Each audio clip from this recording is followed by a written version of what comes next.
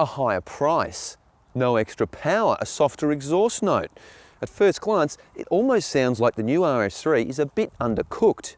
But it does have a new secret weapon up its sleeve, and we're here at the national media launch to test it out.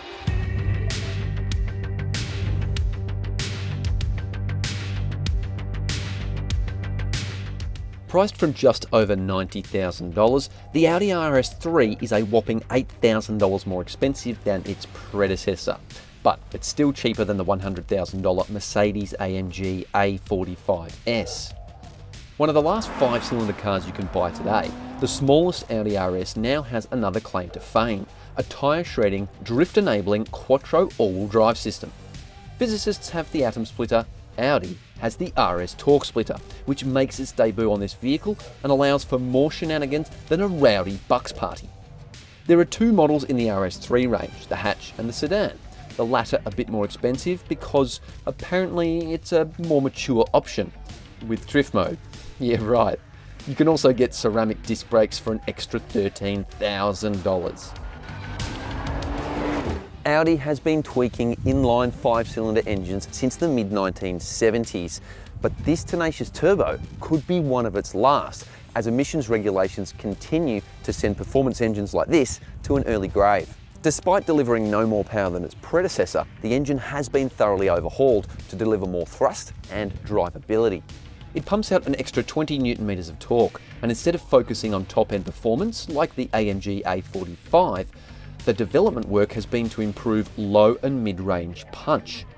Together with a revised 7-speed dual-clutch automatic transmission, it's now 3/10 quicker to accelerate to 100 kilometers an hour than the last RS3.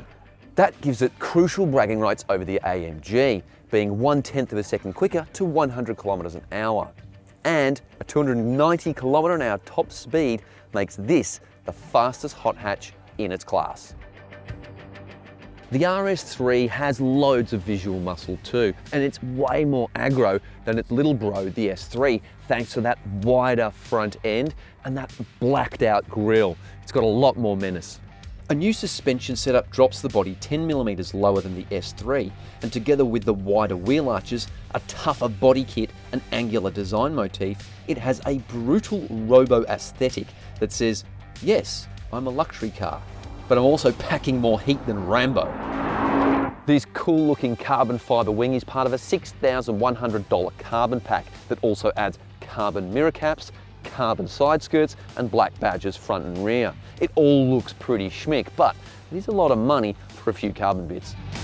All models come with these black 19-inch alloy wheels, which feature wider tyres at the front to deal with the explosive engine power. Inside that, you've got 375mm disc brakes clamped by 6 piston calipers to rein it all in.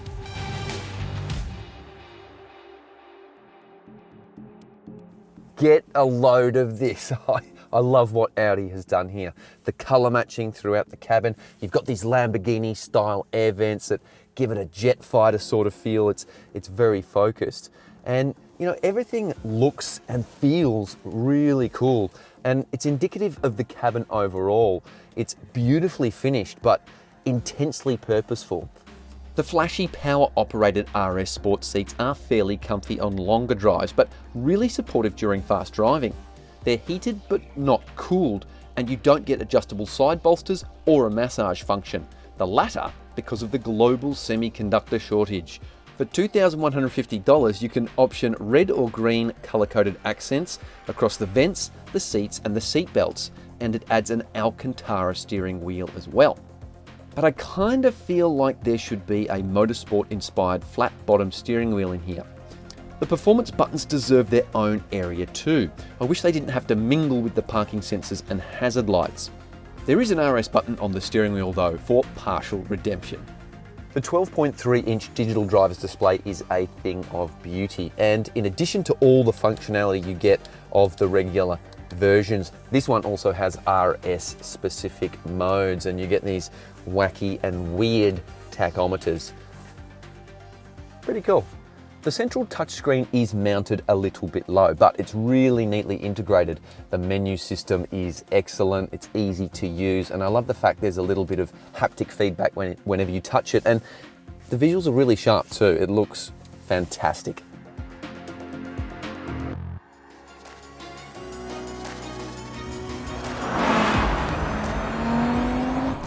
There are hot hatches, and then there's the RS3, a supercar that just happens to have a pragmatic shape, 4 doors, and a hatchback.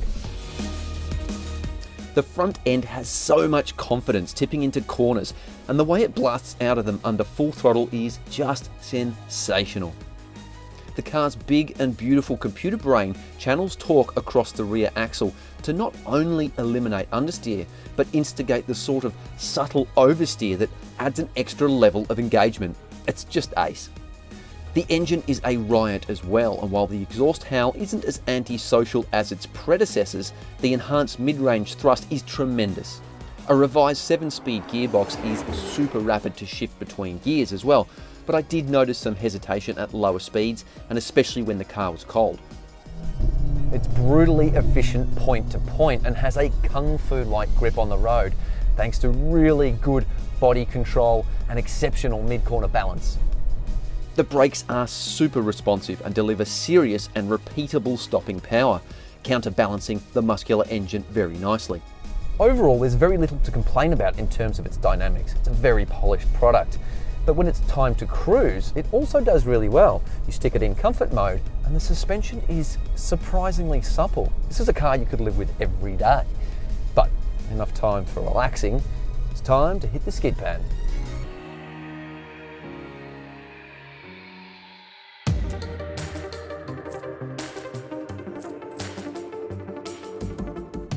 So I was expecting it to be a case of enter drift mode, turn the wheel, nail the throttle, and sometimes it works, but it's not as intuitive as you might think, or maybe my driving skills just aren't up to scratch.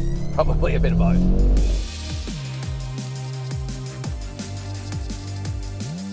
Technically, this should feel like a rear-wheel drive vehicle, and it kind of does to a point. Its closest rival, probably something like the Ford Focus RS, and to be honest, I think that car was a little easier to maintain a drift with. One thing is for sure though, when you get it, it is a lot of fun. I'm not sure how many people are going to do this with their own car because it will absolutely annihilate the rear tyres, but golly gee, it is fun. Yes. All right, well, this is a bit of a giggle, but it's time to take this car on the racetrack.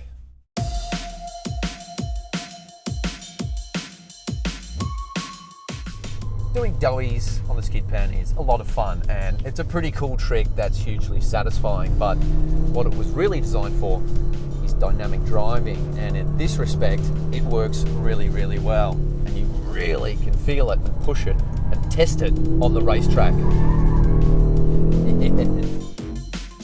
The torque splitter quattro system is tremendous, pushing power to the rear axle when exiting corners at maximum attack to invoke oversteer, and it'll invoke plenty if that's your jam. So clever is the new quattro setup. The chassis and the rear diff and stability control all work in unison by tapping into the same ECU to sync up, which means you can focus on mashing the throttle, turning the wheel, nailing the apex, and letting the wave of endorphins bombard your frontal cortex, instead of combating a lack of front-end grip and understeering like a noob.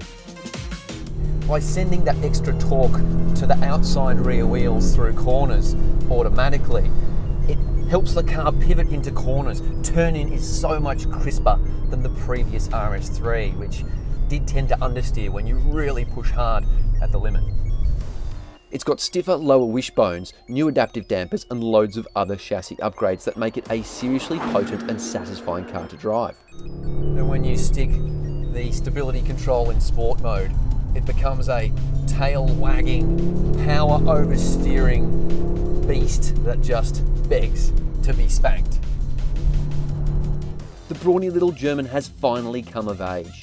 The RS3 is one of the most engaging premium hot hatches we've ever driven. Its rear axle torque splitter system is arguably better than what AMG offers. It looks tougher and it's more affordable.